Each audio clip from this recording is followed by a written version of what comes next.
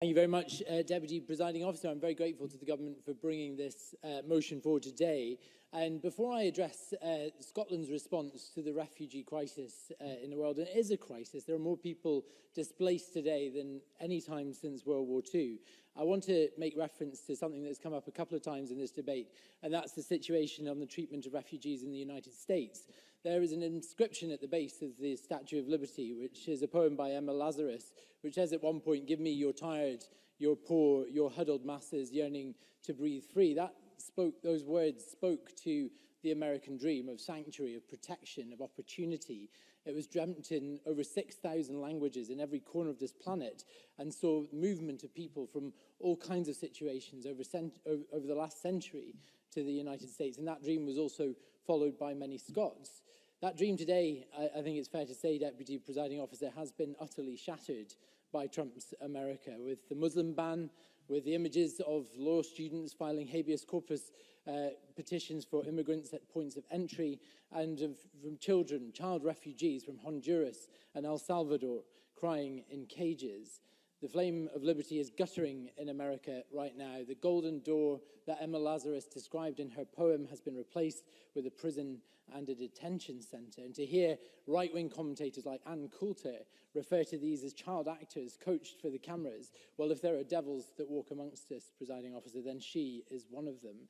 All told, 68.5 million people are on the move right now, displaced from their countries of origin against their will and for reasons beyond their control. Like I said, it is the highest since World War II.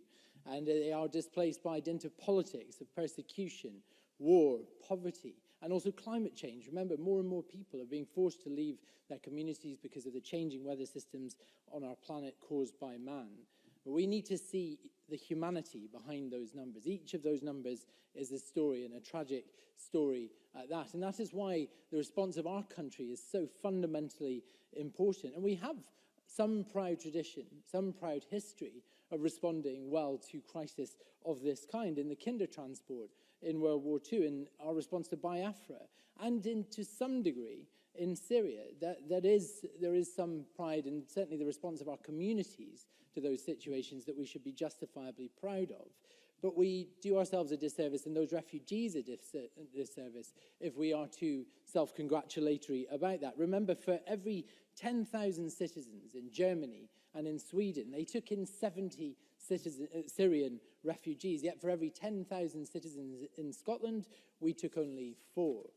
Now, we talk about a hostile environment policy in terms of immigration, and that was exemplified in the Windrush scandal, but we're also dangling false hope for refugees if they think that they're coming to anything less than a hostile environment here as well. And I think a number of points have been made about the UK government's reversal of the Dubs commitment to bring in 3,000 refugees. And this is the main reason that we shall also vote against the Conservative amendment tonight.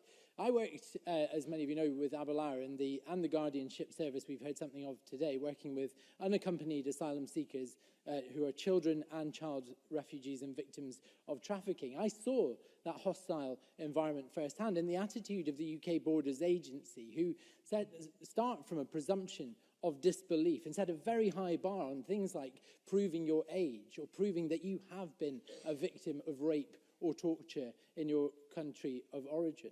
In the insidious reality of no recourse to public funds, which is particularly damaging for those women who come to this country with uncertain immigration status, who are married to abusive spouses, who flee that abusive relationship, then find themselves having to raise children without recourse to public funds in this country. It's an absolute outrage. Also, those who are then forced to attend an interview in Croydon without resources to get there, or for children who are victims of trafficking or seeking asylum, there is no consistency in the application of social work assessment when they get here.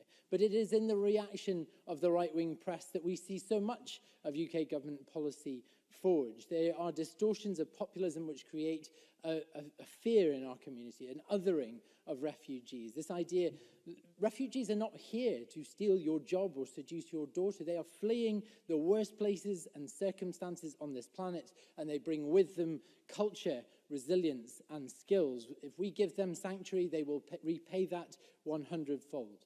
Presiding Officer, I want to close as I started with an extract from a poem. What they did yesterday afternoon is a poem by Warsan Shire.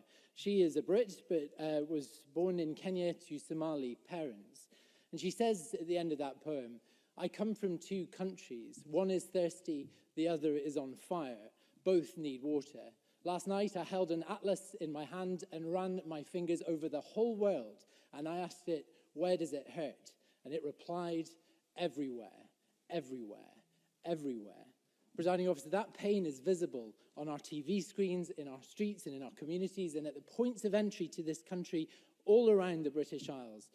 If compassion is the most important pillar of our human condition, then our response as a country to this crisis will be the measure by which our generation is judged. So I absolutely support the government's motion today. We need to do far more for the refugees we should be looking after. Thank you. Thank you very much.